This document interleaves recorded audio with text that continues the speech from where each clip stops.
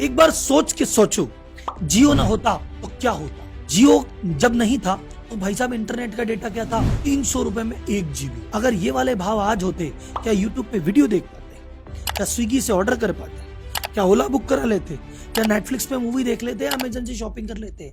भैया जियो बना, जीवन ही पॉसिबल नहीं था। लोग कहते हैं जल ही जीवन है, मैं कहता हूँ जियो ही जीवन है। ये जितनी भी कंपनियां ऑनलाइन के भरोसे आज कूद रही है, इन कंपनियों की तो भ्रूण हत्या हो जाती, कहीं तो पैदा ही नहीं हो पाती और कहीं पैदा होते ही मर जाती। तो जियो को एक सस्ती सिम समझने की गलती मत करना।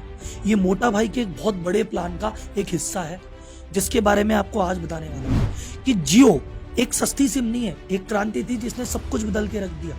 तो आखिर ये जब क्रांति हो रही थी तो ये आइडिया इनके दिमाग में कैसे आया, इन्होंने इसकी प्लानिंग कैसे की, ये टावर कैसे लगे, ये लाइनें कैसे बिछी, इसके पीछे क्या गेम हुआ, अनिल अंबानी से कोई पंगा हुआ क्या, लाइसेंस कैसे लिए गए थे।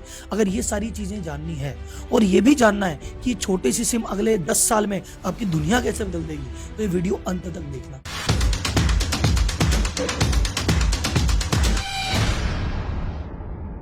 जियो का आइडिया आया कैसे? भैया ईशा अंबानी जी यूएस गई थी पढ़ने, वो घर पे आई हुई थी, छुट्टियों का टाइम था, होमवर्क सबमिट करना था और इंटरनेट नहीं चल रहा था। तो पापा की तरफ देख के लाडो रानी बोली, पापा इंटरनेट सक्स, इतना खराब इंटरनेट। मुकेश अंबानी जी के दिमाग में आया कि भैया तू इस समय दुनिया के सबसे महंगे घर में बैठी है, यहाँ पे सारी दुनिया भर के जितने कनेक्शन अवेलेबल हैं सारे हैं, सब प्रीमियम अवेलेबल है।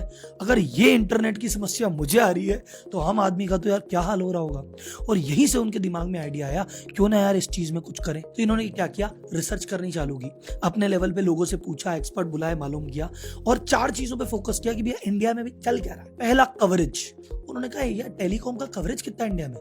बोले भैया इंटरनेट जो है उसका कवरेज है 15 से 20% लोगों के पास और यूएस में ये डेटा है 70%।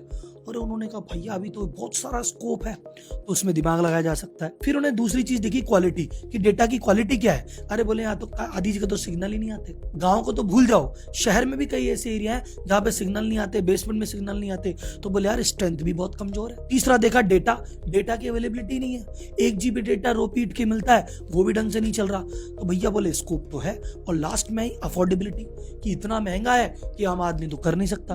तो इन्होंने कहा अगर इसको अफोर्डेबल कर दूं और डेटा की क्वालिटी बढ़िया कर दूं और एक्सपेंशन कर दूं तो ये तो भैया $1 बिलियन अपॉर्चुनिटी है। तो क्यों ना इस पे दिमाग लगाया जाए। और इन्होंने इस पे दिमाग लगाना चालू किया। अब इनको मुकेश अंबानी क्यों कहते हैं, इनको विजनरी क्यों कहते हैं, ये सोचना। इनका टेलीकॉम में वैसे कोई लेना देना नहीं था। इन्होंने रिलायंस कम्युनिकेशन के टाइम पे बहुत काम किया था, लेकिन वो कंपनी तो अनिल भाई के हिस्से में चली गई, तो अब टेलीकॉम से कोई लेना देना नहीं था। लेकिन उन्होंने फिर भी रिसर्च की, किताबें पढ़ी, लोगों से मिले और फिर इनके दिमाग में जो आइडिया आया, इन्होंने अपने हाथ से 36 पेज का एक डॉक्यूमेंट लिखा और बाद में वो डॉक्यूमेंट स्कैन करके अपने सीनियर एग्जीक्यूटिव को भेजा कि मेरा ये विजन है, मैं ये चीज करना चाहता हूं। उन 36 पेज के डॉक्यूमेंट में उन्होंने क्या क्या लिखा था, डिटेल में लिखा कि भैया अगले 10 साल में भारत में टेलीकॉम का फ्यूचर क्या होगा। ये लेटर दिसंबर 2010 में भेजा कि अगले 10 साल में, 20 साल में क्या भविष्य होगा टेलीकॉम का। 4G वायरलेस सर्विस होगी, मतलब उस समय 2010 में जब 3G के लिए लोग मरे जा रहे हैं, वो कह रहा है 4G वायरलेस सर्विस करेंगे, 99.99% कनेक्टिविटी देंगे और ये जो होगा ये ऐप से जुड़ा हुआ होगा। उस ऐप के जरिए मूवी देखेंगे, उस ऐप के जरिए गाने सुने जाएंगे। और उस समय 2010 में लग रहा था पागल आदमी है, कैसी बातें कर रहा है। और ये होती है विजनरी। हम ऐसा नेटवर्क लाएंगे जो मोबाइल पे भी चले, लैपटॉप पे भी चले। हम डिवाइस चाइना और ताइवान से लाएंगे, हम डिवाइस ये वाली काम में लेंगे और पूरे इंडिया को कवर करने के लिए कम से कम भैया 3 लाख स्क्वायर फीट का डेटा सेंटर बनाना पड़ेगा। और भाई साहब 60,000 लगभग टावर लगेंगे और एक टावर से दूसरे टावर में ऐसा डेटा जाएगा। इतनी डिटेल रिपोर्ट इन्होंने बना के भेजी, उसका भैया इस पे कर दो काम चालू। तो भैया जब उनको रिसर्च के बाद कन्विक्शन आया तो उन्होंने कहा जियो करेंगे स्टार्ट और टोटल इन्वेस्टमेंट करेंगे 1.5 लाख करोड़ रुपए का, अब तक का सबसे भयंकर इन्वेस्टमेंट। लेकिन भैया ऐसा नहीं है कि पैसा है तो कुछ भी कर लोगे, दिक्कतें तो आती है। तो अब एक एक दिक्कत पे एक एक कहानियां सुनेंगे। एक दिक्कत ये थी कि भैया लाइसेंस कैसे लेने, लाइसेंस तो अभी 4G का है ही नहीं किसी के पास। दूसरी दिक्कत थी भैया टावर भी तो लगाना है, पूरे भारत में टावर लगाना हल्की बात है। तीसरा लाइन भी तो बिछानी है, वो भी बहुत बड़ी बात है। और चौथा इनका एग्रीमेंट हो रखा था अनिल अंबानी से। इन्होंने आपस में जब अलग हुए थे तो एग्रीमेंट किया था कि मेरे एरिया में तू मत आना और तेरे एरिया में मैं नहीं आऊंगा। तो भैया टेलीकॉम तो उसके हिस्से में था, तो टेलीकॉम में ये कैसे एंटर कर सकते थे। ये भी दिक्कत थी। तो अब क्या करें? तो मोटा भाई ने कहा भैया हम बिजनेसमैन हल्के हैं, कच्ची गोलियां खेली है, एक एक करके सबको दूर करेगा रे तेरा पैजल। इनकी इंटरनल सेटिंग क्या है वो तो मुझे नहीं पता, पर अनिल अंबानी के साथ इन्होंने बैठ के 2010 के आसपास इन्होंने वो एग्रीमेंट ही ड्रॉप करवाया। पीछे से क्या सेटिंग करी मुझे नहीं पता, और वो एग्रीमेंट ड्रॉप करा के लीगल जो बाधा थी कि मैं एंटर नहीं कर सकता, वो बाधा हटवा ली। अब दूसरी बाधा आती है 4G का लाइसेंस। अब 4G के लाइसेंस बट रहे थे, लेकिन उस समय दुनिया 3G को लेके ही पागल थी। 3G ढंग से कवर नहीं हुआ था। अरे बोले 3G तो कवर नहीं हुआ, कहां से 4G? एक कंपनी थी जो 2007 में रजिस्टर हुई थी, Infotel broadband services limited, IBSL। वो इकलौती ऐसी कंपनी थी जो गुमनाम थी, जिसका कोई बड़े इंडस्ट्रीज का उसमें नाम नहीं था। उसने 4G लाइसेंस बिड किया, और वो इकलौती ऐसी कंपनी थी जिसको इंडिया के 22 सर्किल के 22 के लाइसेंस उसको मिल गए। लोग बोले पता नहीं कौन सी कंपनी कौन जाता है। बाद में इस कंपनी को 2010 में रिलायंस ने 4800 करोड़ रुपए देके 95% शेयर ले लिया। तो लोगों का तो ये कहना है कि भैया ये कंपनी मोटा भाई की थी, इन्होंने कहा यार मैं अभी ओपन में नहीं आता, तुम ले लो लाइसेंस चुपके चुपके, फिर तुमसे मैं ले लूंगा। जे गेम खेला उन्होंने। तो भाई लोगों एक बार क्रोनोलॉजी समझो, ये कंपनी 2007 में रजिस्टर्ड थी। मन में तभी था कि अब कुछ करेंगे, पर कर नहीं सकते थे क्योंकि अनिल अंबानी से छोटे भाई से एग्रीमेंट था। जैसे ही एग्रीमेंट ड्रॉप हुआ, कुछ समय बाद बोले भैया कंपनी मेरी, बात खत्म, गेम ओवर। अब भाई इंफ्रास्ट्रक्चर डेवलप करना, भाई साहब टावर लगाने हैं, लाइनें बिछानी है। इन्होंने कहा अनिल अंबानी वाली गलती नहीं करूंगा। अनिल अंबानी क्यों बर्बाद हो गया? अनिल अंबानी के बर्बाद होने में सबसे बड़ा काम किसका? रिलायंस कम्युनिकेशन का। यू क्यों कैसे? उसने 3G टेक्नोलॉजी पे इतना भारी इन्वेस्टमेंट कर दिया और वो टेक्नोलॉजी आउटडेटेड हो गई। अब 4G के लिए भाई के पास पैसे ही नहीं बचे, पहले ही कर्जे में डूबा था। इसने कहा भैया जो जाती टेक्नोलॉजी उसमें नहीं लाऊंगा। 3G में कुछ किया ही नहीं, जो करेंगे 4G में करेंगे, और 4G भी LTE टेक्नोलॉजी पे लिया, जिसपे 5G भी जाना पड़े तो आसानी से चले जाए। अब बाकी कंपनियां 4G से 5G जाने में नया इन्वेस्टमेंट करेगी, लेकिन भाई का इन्वेस्टमेंट इतना सॉलिड है, थोड़ा सा चेंज करेगा सीधे 5G पे पहुंच जाएगा। तो बात आई टेक्नोलॉजी की, अब आती है टावर पे बात। बोले भाई साहब जगह जगह टावर लगाने हैं, अच्छा लगा दो टावर। बोले टावर का दो चीज है, खुद के टावर लगाओगे एक टावर पे भैया कॉस्टिंग आएगी 25 से 30 लाख की, या फिर किसी दूसरे का जो टावर है वो किराए पे ले लो, उसका मंथली खर्चा लगेगा 25 से 30 हजार महीना। बताओ मोटा भाई क्या करना है? मोटा भाई बोले किराए पे तो नहीं लेंगे, लगाएंगे तो खुद का ही लगाएंगे, और इतना मोटा नहीं लगाएंगे। IIT बॉम्बे ने उस समय एक टावर डेवलप किया जिसमें स्टील भी कम लगता था, हल्का भी था, माल भी कम लगता, हल्का भी था, 4 दिन में इंस्टॉल होता था, और कॉस्टिंग आ गई 12 लाख। तो भाई साहब जो 25-30 लाख का टावर था वो 12 लाख में IIT बॉम्बे से लेके लगवा लिया।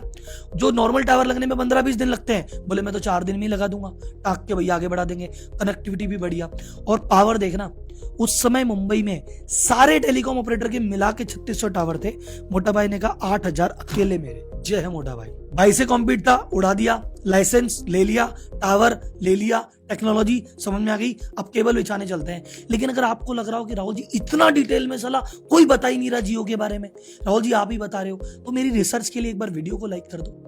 और अगर इतनी रिसर्च कंटेंट सुनने की आदत हो, इतना भारी कंटेंट पचा सकते हो, तो चैनल को सब्सक्राइब भी कर दो, क्योंकि ये तो शुरुआत है, अभी तो न जाने क्या क्या आने वाला है। अब बात करते हैं फाइबर बिछाने की। सबसे पहले जो ये तार बिछते थे ना, नीचे केबल बिछती थी, ये कॉपर की बिछती थी, और कॉपर भैया महंगा है, वैल्यू है उसकी, तो भाई सब बाजार में बिकता था। तो कई लोग क्या करते थे कि जहां पे है रात को खोदा, कॉपर के वायर निकाल के ले गए और बेचे है। तो चोरी की घटनाएं बहुत आम थी, और इनको रिलायंस कम्युनिकेशन के टाइम से पता था, तो इन्होंने कहा कॉपर की नहीं लगाते, फाइबर ऑप्टिक केबल लगाते। ये प्लास्टिक जैसी होती है, थोड़ी सस्ती होती है, इसको बेच के कुछ मिलता नहीं है, तो इसको कोई चोरी भी नहीं करता। दूसरा, जहां 100 मीटर की बिछानी थी वहां 105 मीटर की बिछाते थे। 100 मीटर के अंदर 5 मीटर की बाहर छोड़ देते थे कि किसी चोर का मन भी आए तो बाहर देख ले, अरे तो ये है, ये क्या करेंगे अपन, तो वो चला जाता था। तो उसको जरा सा चूहे को जैसे दिखाते हैं ना कि देख ले भैया काम की नहीं है, तो 2 मीटर निकाल के बाहर और रखी थी कि देख ले भाई तेरे काम की नहीं है, कल को कहीं खोद के बोले, अरे खोद के पता चले काम की नहीं है, अब खुद तो गई। प्लस ये जब केबल बिछ रही थी ना, इन्होंने आर्मी हायर की, और जो आर्मी हायर कर ली।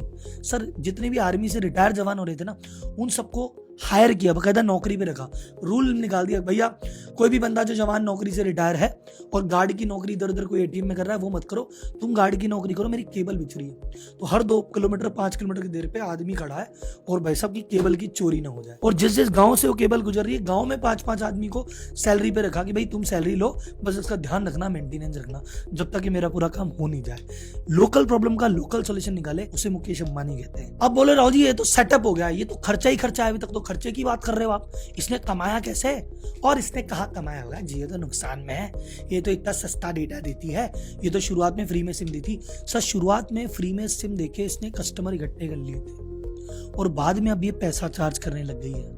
तो या तो आपको पता होगा और नहीं पता होगा तो मैं छोटा सा आपको बात बता देता हूँ। जियो इस समय 2 करोड़ रुपए पर घंटे कमाती है। उसका daily profit 50 crore, quarterly profit 4,500 crore, पिछले साल का प्रॉफिट 14,000 करोड़ रुपए था। जितना इन्वेस्टमेंट जियो ने किया है वो भी 5-7 साल में निकाल के नक्की कर देगी। और ये तो बहुत छोटी बात है जियो के लिए, असली गेम तो जियो का बाहर आना बाकी है। अब आपके मन में आ रही होगी सर जी गेम बताओ गेम बताओ, गेम भी बताएंगे, काहे टेंशन लेते हो, वीडियो के अंत तक रहो। जो आलसी आदमी है ना वो भी जाला गया होगा, उसको जाने दो, और जो यहाँ तक टिक गया ना उसको एक राज की बात बताता हूँ जो सबको नहीं बताता। मैं बिजनेस कोच हूँ, आपको पता है, तभी बिजनेस की इतनी इनडेप्थ जानकारी रिसर्च करता हूँ। तो अगर आप बिजनेस कर रहे हैं और आप चाहते हैं कि राहुल जी अरे बड़े बड़े लोगों के दिमाग में चलता कैसे है, इतनी सारी चीजें चलती है, ये फ्री रहते हैं तब तो सोच पाते हैं, हम तो साला फ्री नहीं रहते, तो फ्री कैसे रहें। और ये मार्केटिंग की टेक्निक है, ये 10 कंपनी, आपको तो इतनी कंपनियों की पता है, आपको पता है कि हम गलती क्या करते हैं। तो मैं एक क्लास करता हूँ हर संडे, व्यापारी टू सीईओ, 4 घंटे की, जिसमें मैं डिटेल में बताता हूँ कि भैया हायरिंग में तेरी गलती क्या है, मैनेजमेंट में गलती क्या है, फाइनेंस में गलती क्या है, मार्केटिंग में क्या गलत है, और ये सब चीजें सही करने के लिए करना क्या चाहिए। तो अगर इस क्लास में आने का मन है और मेरे से जैसे 10 मिनट की वीडियो में ज्ञान ले रहे हो, 4 घंटे बैठ के अपने बिजनेस की बात करना चाहते हो, जियो के बारे में तो सुन लो, खुद के बारे में तो सुनो, तुम कितने पानी में हो, मजे लेके मुकेश जी की कहानी सुन रहे हो, खुद की कहानी सुनाऊंगा संडे को, तो 10 से 2 वहां पहुंचिए, डिटेल में बात करते हैं। अभी मुकेश अंबानी के मास्टर प्लान पे चलेंगे। तो बोलो राहुल जी दिमाग घूम रहा है, प्रॉफिट में कैसे आ गई है, ये तो फ्री में दे रही थी, सस्ता दे रही थी। जब भाई साहब एयरटेल इतना महंगा दे रही थी, मतलब 200 रुपए में 1 GB आ रहा था, तब भी प्रॉफिट था, और आज 1 रुपए में 1 GB हो रहा है, क्या हो रहा है सर, कारण बताइए, कारण समझो। मुकेश अंबानी की स्टाइल है, वो हमेशा क्या करते हैं, कैपेसिटी में एक्स्ट्रा इन्वेस्ट करते हैं। वो ऐसा नहीं करते जैसे नॉर्मली अपन सोचते हैं कि यार 10 करोड़ लोगों के लिए देना है तो 10 के हिसाब से बना दो, नहीं, वो पूरे ग्लोबल के हिसाब से बनाते हैं। उनका जो जियो का सेटअप है, जितने टावर लगे, जितनी लाइन बची है, वो 100 करोड़ कंज्यूमर को सपोर्ट कर सकते हैं।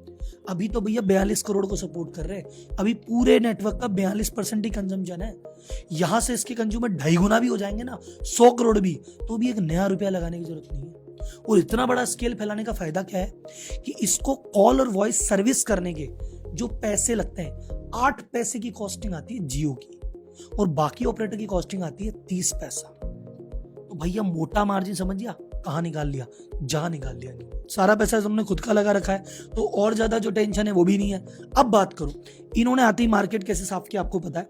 पहले कितनी कंपनियां थी, रिलायंस कम्युनिकेशन उनकी भी थी, टाटा डोकोमो भी थी, वो सारी कंपनियां करते करते आज की डेट में इंडिया में टोटल कंपनियां ही 4 रह गई। मार्केट लीडर जियो, सेकंड नंबर पे एयरटेल, थर्ड नंबर पे वोडाफोन आइडिया का मर्जर, और चौथे नंबर पे BSNL। बाकी सारी कंपनियों को, छोटी मोटी को तो मार्केट से साफ कर दिया। यह मोटा भाई की ताकत। जियो जब लॉन्च हुआ था, एनुअल जनरल मीटिंग में मोटा भाई ने बोला, Jio is not a telecom company, it is a ecosystem made of devices, broadband, app and service to every doorstep. वो क्या बोल रहे हैं, जियो एक टेलीकॉम कंपनी नहीं है, ये एक डिजिटल प्लेटफॉर्म बना रहा हूं जिसमें मैं तुम्हें मोबाइल पे इंटरनेट भी मैं ही दूंगा और तुम्हें घर पे इंटरनेट भी मैं ही दूंगा, और इस इंटरनेट से तुम जो जो करना चाहते हो वो भी मैं ही दूंगा। तुमको शॉपिंग करनी है तो जियो मार्ट मैं दूंगा, तुमको मूवी देखनी है मैं जियो मूवीज दूंगा, तुमको गाने सुनने हैं मैं जियो सावन दूंगा। धीरे धीरे करके अंबानी जी ने अलग अलग सेक्टर में इन्वेस्ट करना चालू कर दिया कि भैया इंटरनेट भी मेरा और इंटरनेट से जो कुछ करेगा वो सब भी मेरा। और रिलायंस रिटेल के जरिए ऑफलाइन फैल रहे हैं और जियो के जरिए ऑनलाइन फैल रहे हैं, और आगे 10 साल बाद जाके दोनों की शादी हो जाएगी। अब उसके बाद देखो क्या होगा, हर सेक्टर में ऑफलाइन भी हम बैठे हैं, ऑनलाइन भी हम बैठे हैं, तू कहां जाएगा। तेरे को 2 की टिकट बुक करानी है, बुक माई शो मेरा है। तू ऑनलाइन सर्विस बुलाएगा, जस्ट डायल मेरा है। तू क्या लेने जा रहा है, तू खिलौने लेने जाएगा तो हेमली मेरा है, और तू फुटबॉल देखेगा तो अब तो लिवरपूल भी मेरा है। जियो की टोटल टीम है 20,000 आदमी, तो उसमें 15% जो लोग हैं वो इंडिया के बाहर के हैं। तो सर जी इंडिया के बाहर के कौन से वाले, मुकेश अंबानी जी की स्ट्रेटजी कहते हैं मुझे टैलेंट चाहिए नंबर 1। तो अगर जियो लॉन्च कर रहे हैं तो बोले यार जियो का प्रोडक्ट लॉन्च कौन बनेगा, अरे बोले एप्पल में इसने बहुत बढ़िया काम किया है, बोले मुंह मांगा पैकेज दे लेके आ। तो ये नहीं देखते कि इंडिया से ही लूंगा और यही लूंगा, वर्ल्ड के किसी भी कोने से, ये जॉर्डन से भी आदमी उठा लाते हैं, ईरान से भी उठा लाते हैं, यूएस से भी उठा लाते हैं, अफ्रीका से भी उठा लाते हैं। ये बड़ी बड़ी कंपनियां, इंटेल का भी आदमी, एप्पल का भी आदमी। तो ये 15-20% जो सीनियर पोजीशन है ये इन्होंने इन्हीं लोगों से भर रखी है, जिन्होंने अपनी जिंदगी के 20-20 साल इन बड़ी कंपनियों के साथ काम किया है, जिनको एग्जैक्टली पता है क्या करना है, कैसे करना है। अब आप बोलोगे जी इसमें पैसा भी तो खूब लगा होगा। सर पैसा खूब लगा, लेकिन बाद में वसूली कर ली। जियो का 10% स्टेक जकरबर्ग को बेच दिया। रिलायंस इंडस्ट्रीज में 20% हिस्सेदारी सऊदी अरामको की है। 7.5% गूगल का भी शेयर है। आपको लग रहा है जियो में मोटा भाई के 67% है, बाकी ये सब लोग भी इन्वॉल्व है। तो मोटा भाई का गेम प्लान मोटा मोटी आपको समझ में आ गया कि भैया हमको ऑफलाइन में डालेंगे रिटेल में, ऑनलाइन में डालेंगे जियो पे, और लास्ट में भैया सब कुछ इन्हीं के साथ करना है। शुरू में सब सस्ता, धीरे धीरे बढ़ जाएगा। रिलायंस जियो के पर यूजर से 138 रुपए कमाता था महीने के, अब वो 177 रुपए पे आ गया है। धीरे धीरे ये 200, 250, 300 भी जाएगा, क्योंकि अभी आप एक सर्विस नहीं, इसकी धीरे धीरे 10 सर्विस लोगे, 20 लोगे, पूरा इकोसिस्टम इसी का होगा। ये स्ट्रेटजी आज तक इसके पहले सबसे सक्सेसफुली एप्पल ने की थी, अब ये एप्पल को कॉपी कर रहे हैं, और ये एप्पल को टारगेट कर रहे हैं कि काश एप्पल जैसी कंपनी बने। और मोटा भाई जिस तरीके के आदमी है ना, कल को बन जाए ना, अचरज मत करना, वो आदमी बन सकता है। अब इतनी बातें बताइए तो एक अंदर की बात बताता हूँ। मार्जिन जानना चाहोगे, इनका मार्जिन कितना है? तो जियो का जो ओपन में मार्जिन दिखाते हैं, ऑपरेटिंग मार्जिन 26% है और नेट शुद्ध मुनाफा 17% है। तो ये थी जियो की पूरी कहानी। ऐसे ही मैंने जामनगर पे बनाई है, और अब अडानी की एक एक कंपनी पकड़ पकड़ के ऐसे ही करूंगा। तो अगर इस तरह का कंटेंट चाहिए तो चैनल को सब्सक्राइब कर देना। मेरे से बैठ के 1 to 1 अपनी कहानी और बिजनेस की बातें करनी है तो संडे को 10 बजे आ जाना, लिंक डिस्क्रिप्शन में है। अगली वीडियो के साथ जल्दी मिलेंगे, तब तक के लिए धन्यवाद।